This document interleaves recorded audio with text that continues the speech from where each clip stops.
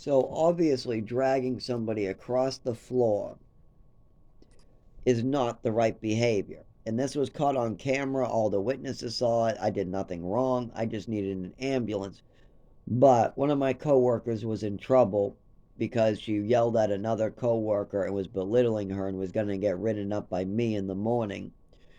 So she decided to play a game by not telling the officers what was going on. She left out all the information what was going on, so the officers were clueless on arrival. They even said that. They had no information on arrival. All they knew is somebody was on the ground flipping out.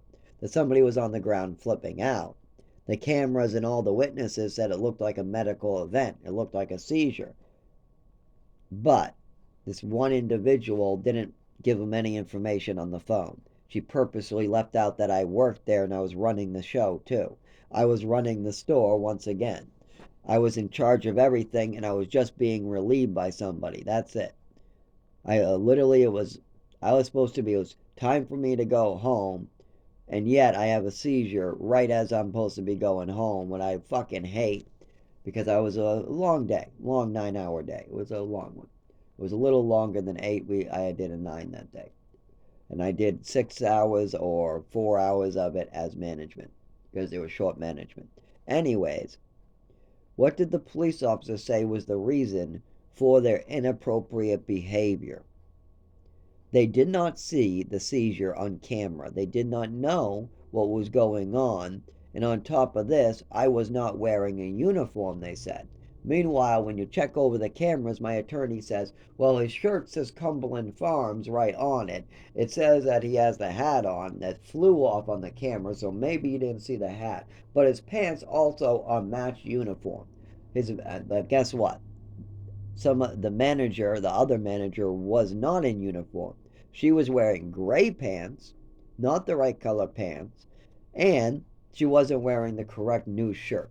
But the new shirt that they wanted us to wear said Cumberland Farms on it and had a bunch of weird slushy monsters on it. And you're supposed to wear black pants to go with that. That's the dress code there. Black pants, Cumberland Farms shirt, E&G hat. That's what I was wearing when I got dragged across the floor after a seizure, and then I had a second seizure. So the police officers are already getting ready to cover their own asses. They're saying there was no uniform, they weren't told, they're already putting the blame on the company. Meanwhile, the company is putting the blame on the other coworker. First, my coworker was trying to put the blame on me, thinking she could get out of trouble. But there was too many cameras and witnesses for that bullshit. So then the blame got put back on her, and I didn't want to go back working there. So I took a raise running my own store down the street.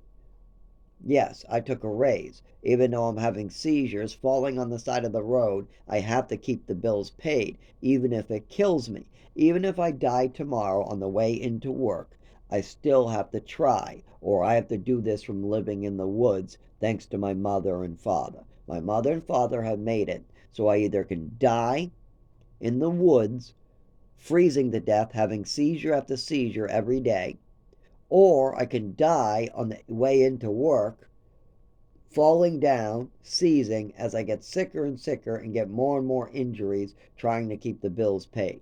But those are the only two routes. Either way, I die. That's thanks to my mother and father. Now, I've tried Social Security for the last 10 years, but my father has made a mess of that.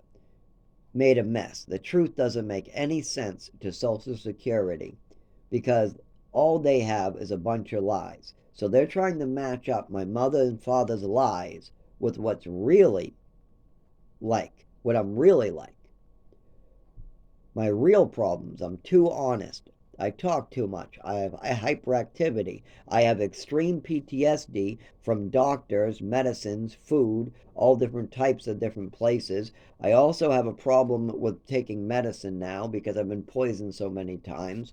I have a fear of people, thanks to people hurting me so many times. I have a fear of hospitals, thanks to so many hospitals giving me PTSD and holding me down and double dosing me and stuff like that. I mean, there's so much that really needs to go on there. that isn't. So anyways, I wanted to go over that, the second part of this.